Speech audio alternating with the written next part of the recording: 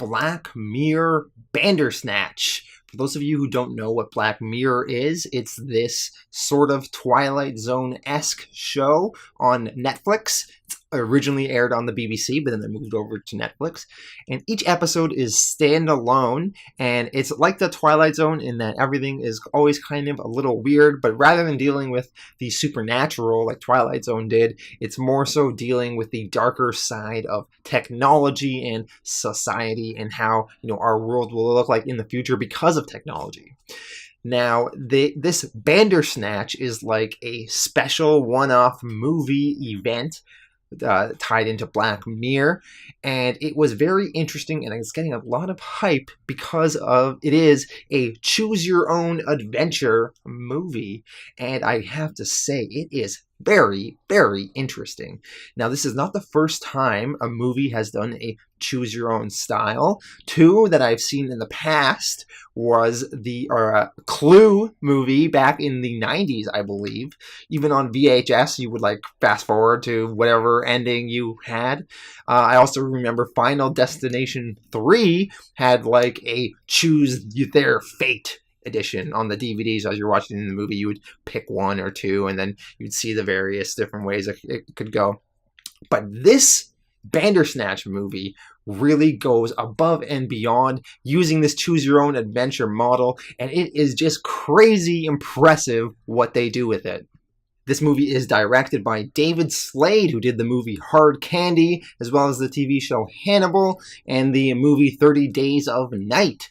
This movie is written by Charlie Brooker, who writes a lot of these Black Mirror episodes. So he does the TV show, and then he's also doing this special one-off movie.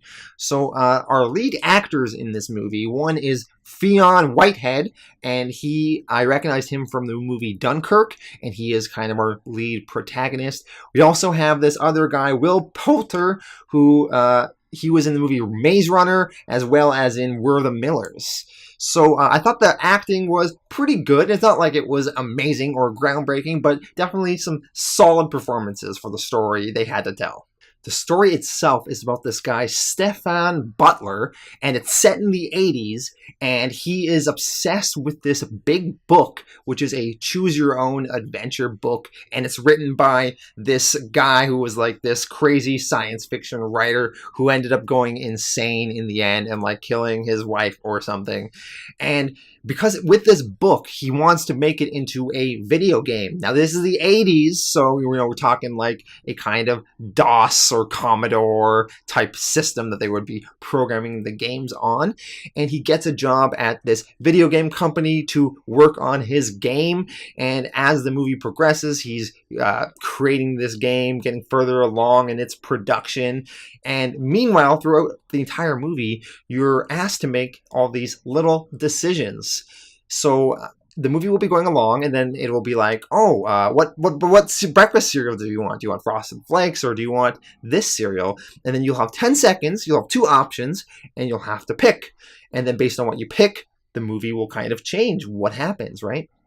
And what's interesting is that as the movie goes along, your choices really do matter. So what cereal you picked near the beginning of the movie, all of a sudden, an hour later, it plays in. You see that same commercial on TV for that cereal, where it would be the other cereal if you chose the other cereal all that long ago.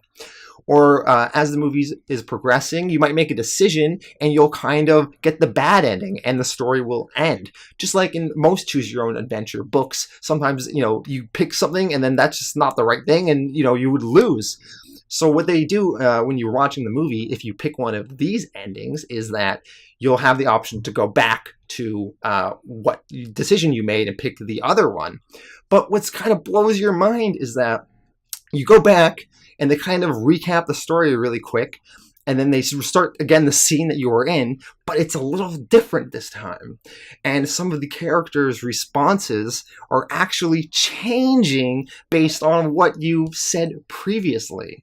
Just crazy. Now, this movie's runtime is an hour and a half, but apparently they've actually recorded 5 hours of footage in this that you could potentially see. But when you finish the movie and get whatever ending you get, you can go back and make a different decision and see how that ending will play out. And then you can pick a different ending and see how that ending will play out. I don't know how many endings there are. I think there's like 5 or 6 main endings, and then a whole bunch of little smaller endings as well. I kept, as the movie kept ending, they kept giving me more options to go back and see what would happen if I did this. So I must have redone stuff maybe 5, 6, 7, 8 times and saw how the different endings would have played out. And the way Netflix orchestrates it is that it's very quick to kind of go back and see the different endings. It's not like super time consuming to do that, but it definitely does pad the runtime. So I didn't time myself, but for an hour-and-a-half movie, it probably took me 2 hours, 2 hours 10, 2 hours 20 minutes to maybe see everything I wanted to see and fully kind of grasp it, right? And then as the story starts going on, what is just very funny and very meta is that the character in the movie himself starts realizing that he's not making his own decisions. So he's kind of breaking the fourth wall in a way and sort of saying that something's controlling me. Why did I pick this cereal over that cereal? Or why did I pick this music over that music? Or why did I do this or that? And he starts kind of talking directly to the audience. And when this was happening, I was just going crazy. I was like, I can't believe they're doing this. And at one point, I'm getting into spoiler territory here. I'm not really, like, at one point, he's on this little computer. He's typing, right? And he's like, what is controlling me? And then you have 2 options as the viewer. And you can say that, you're this weird symbol, or you can say that you're Netflix. And when you pick the Netflix option, the character in the movie starts going like, well, what is Netflix? And then you start explaining this character who's in the 80s what Netflix is. And then he starts freaking out. And this movie's just insane. So great, so fantastic. Everybody has to check this one out. I would say the overall story is just kind of middling. It's kind of okay, but it really is like this technological breakthrough. It's kind of like a video game and a movie, but I've just never seen anything as clever as this before. So fantastic. I would give this movie a 9 out of 10. You just gotta check it out because it is just so fascinating. Absolutely great.